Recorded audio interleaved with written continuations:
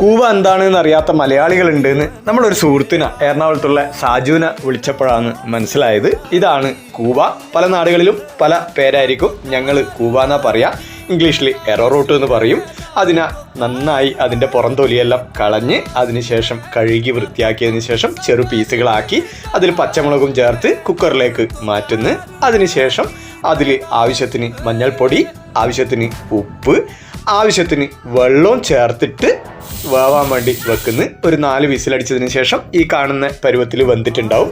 അതിൽ തേങ്ങ ചിരവിയതും കറിവേപ്പിലയും ചേർത്ത് വീണ്ടും നന്നായി ഒന്ന് ഇളക്കി കൊടുക്കുന്നു. അതിനുശേഷം വെളിച്ചെണ്ണയും അതുപോലെ തന്നെ കടുകും വറ്റൽമുളകും എല്ലാം ചേർത്ത് നന്നായി ഒരു വറവ് കൂടി കഴിച്ചു കഴിഞ്ഞാൽ സൂപ്പർ ടേസ്റ്റിയാണ് കഴിക്കാൻ.